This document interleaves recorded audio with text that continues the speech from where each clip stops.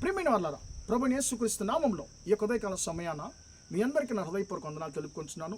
ఈ రోజంతా కూడా మీరు చేయబోయే అన్ని విషయాల్లో దేవుని హస్తము మీకు తోడై ఉండి మీకు జయాన్ని కలుగజేయునుగాక. ప్రియులారా, కీర్తన గ్రంథము 91వ కీర్తన 11వ వచనం మనం ఇలా మనం చదువుతున్నామండి. నిన్ను గురించి తమ దూతలను ఆజ్ఞాపించును అనేటువంటి మాటను మనం చదువుతున్నామండి.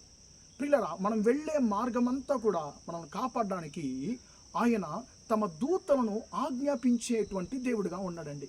ప్రియులారా, ఈరోజు మనము దేవుని యొక్క దూతలు మన కొరకు జరిగించేటువంటి క్రియలను గురించి ఈరోజు మనము చదవబోతున్నామండి. ప్రియులారా, కొన్నిసార్లు దేవుడే ఆయనే వచ్చి మన జీవితంలో క్రియ జరిగిస్తాడండి. కొన్నిసార్లు దేవుడు తన దూతను పంపి ఆయన మన జీవితంలో క్రియ జరిగించేటువంటి దేవుడిగా ఉంటున్నాడండి. ఇక్కడ దేవుడు తన దూతను పంపి మన జీవితంలో ఆయన చేసేటువంటి చాలా క్రియల గురించి మన పరిశుద్ధ గ్రంథంలో చదువుతున్నామండి. ఈరోజు ఒక విషయాన్ని మాత్రము దేవుడు తన దూతను పంపి మన జీవితంలో జరిగించేటువంటి ఒక క్రియను మనం చదువుకుందామండి. పిల్లరా, నిర్గమకాండము 14వ అధ్యాయము 19వ వచనంలో ఆ కార్యం చెప్పబడుతుందండి. ప్రియుల, అంతవరకు అంటే ఇశ్రాయేలు ప్రజలు ఐగుప్తు దేశంలో బానిసలుగా ఉన్నారు. వారిని దేవుడు తన దాసుడైనటువంటి మోషే ద్వారా ఆయన విడిపిస్తున్నాడు. కనాను దేశానికి ముందుగా వారు కొనసాగుతున్నారు. కానీ ప్రియులరా, మళ్ళీ కూడా ఫరో రాజు యొక్క హృదయం కఠినపడి వారిని మళ్ళీ మనం వెంటాడాలి, వారు మనకు కావాలి, మన పనులు చేయడానికి వారు ఎప్పుడు మనతో ఉండాలని చెప్పి మళ్ళీ వారిని బానిసలుగా చేసుకోవడానికి ఐగుప్తు యొక్క సైన్యము, ఐగుప్తు యొక్క రాజు అయినటువంటి ఫరో మళ్ళీ ఇశ్రాయేలును వెంటాడుతున్నారు.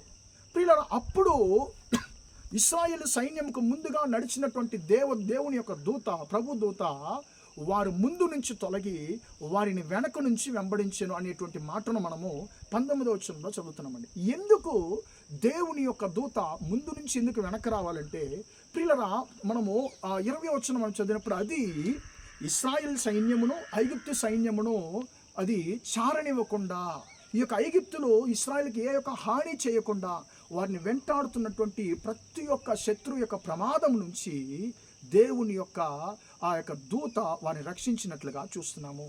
ప్రియమైన దేవుని బిడ్డలారా, మీ జీవితంలో నా జీవితంలో కూడా నన్ను వెంటాడేటువంటి ప్రతి ఒక్క క్రియలను దేవుని యొక్క దూత మనకు తోడుండి మనను ఆ యొక్క ప్రమాదం నుంచి అది కాపాడుతుందని చెప్పి వాక్యం సెలవిస్తుంది. ప్రియమైన దేవుని బిడ్డలారా, మన జీవితంలో నీ జీవితంలో ఎలాంటి క్రియలు నిన్ను వెంటాడుతున్నాయి, నిన్ను వెంటాడుతున్నటువంటి శత్రు క్రియ నుంచి నిన్ను రక్షించడానికి దేవుడు తన దూతను నీ వెనక ఉంచి ఉన్నాడు. నిన్ను గురించి ఆయన తమ దూతలకు ఆజ్ఞాపించేటువంటి దేవుడు. ఆ దేవుని యొక్క దూత నిన్ను వెంటాడుతున్నటువంటి ప్రతి ఒక్క శత్రు యొక్క క్రియల నుంచి నిన్ను, నీ కుటుంబాన్ని రక్షిస్తుంది. ప్రార్థన చేద్దామా? ప్రేమగల మా తండ్రి, దయగల దేవా, ఎంతవరకు మాటలు విన్న మీ బిడ్డలు మీరు దీవించండి, ఆశీర్వదించండి తండ్రి. నిన్ను గురించి తన దూతలను ఆజ్ఞాపించిన మాట ప్రకారం తండ్రి, అయా మా కొరకు తండ్రి నీ యొక్క దూతలను ఎప్పుడు మాతో ఉంచున్నావు తండ్రి. మమ్మల్ని వెంటాడుతున్న ప్రతి ఒక్క క్రియ నుంచి మమ్మల్ని రక్షించడానికి నీ దూతలను ఎప్పుడు మాతో ఉంచిన దాన్ని బట్టి నీకు స్తోత్రం. ఈరోజు కూడా తండ్రి నీ బిడ్డలను వెంటాడుతున్న ప్రతి ఒక్క తండ్రి శత్రు క్రియల నుండి నీ దూతల ద్వారా తండ్రి మీ బిడ్డలు మీరు విడిపించమని ప్రార్థిస్తున్నాం. ఈ రోజంతా కూడా మీ బిడ్డలను చేసే అన్ని విషయాల్లో మీ హస్తము తోడుని వారిని ఆశీర్వదించమని యేసునామములో ప్రార్థిస్తున్నాను తండ్రి. ఆమేన్, ఆమేన్. ప్రియులారా, దేవుడు మిమ్మల్ని దీవించి ఆశీర్వదించును గాక. Praise the lord.